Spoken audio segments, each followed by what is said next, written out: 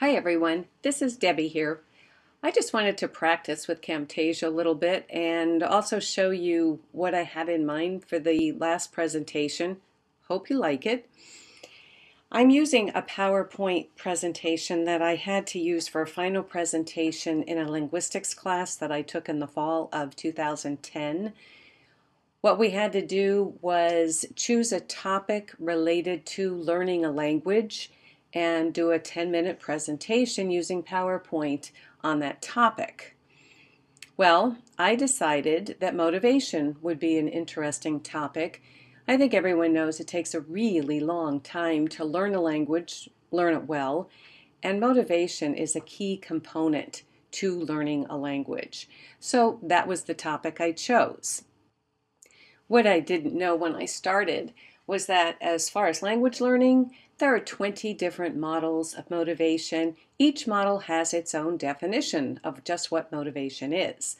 So I decided to stick with a single definition, and the definition I stuck with was a mental energy center that is directed toward the goal of language learning. In other words, it is goal-directed behavior.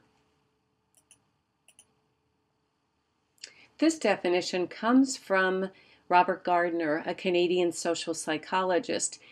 He has been studying motivation and language learning for over 30 years and is considered to be the world's foremost expert on it. He talks about orientations within his theory of motivation for language learning.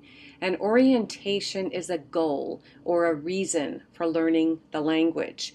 And in his model, there are two orientations, two goals or two reasons for learning a language. One is instrumental. That is an external award. Maybe there's a job promotion, maybe there's a pay raise associated with it.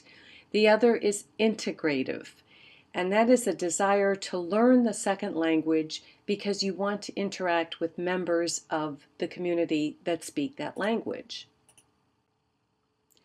Another Canadian social psychologist, Kimberly Noel, wanted to replicate Gardner's study to see if she could obtain the same results. She also wanted to see if a popular general learning theory of motivation, which was proposed in 1985 by Deci and Ryan, had any relationship to Gardner's motivation model. Deci's self-determination theory proposes a continuum of motivation. At one end, you have amotivation.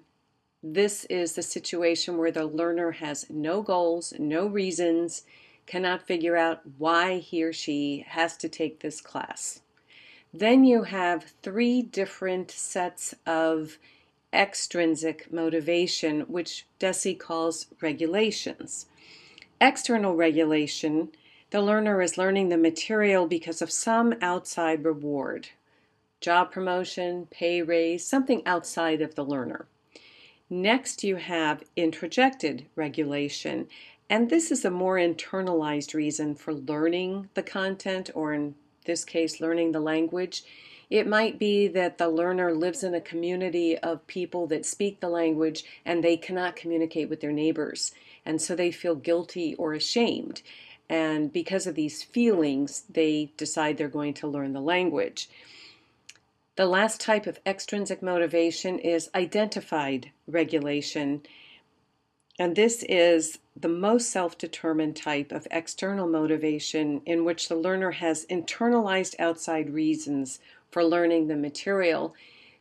Originally, there might have been some external reason for them learning, but now they have internalized the reasons and they have become part of the person's personal values. At the other end of the continuum is internal motivation, intrinsic motivation, which is learning for the fun of learning.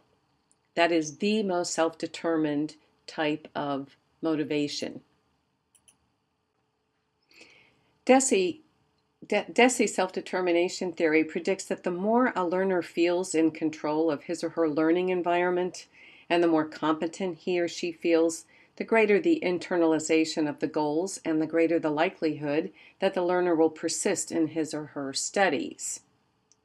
Noel wanted to see if Gardner's instrumental orientation was related to any of the steps on the DESE self-determination continuum. Without going into all the methodology, Noel found that Gardner's instrumental orientation correlated with DESE's external regulation on the self-determination continuum, so we can use DESE self-determination theory when we talk about learning a language. So this is the idea that I had for our final presentation. We could put together a PowerPoint with some key points, bullet points. Because of the possibility of cognitive overload, we don't want to have much text on the PowerPoint slides. I think some of the slides that I showed you in this have too much text. It would also be helpful if we had some pictures to illustrate our points. They need to actually illustrate the point, though, and not be added as fluff, as that would be distracting. I learned these things in the cognitive educational technology class I took last semester. So this is just a sample of what our last presentation might look like, and I hope you like it.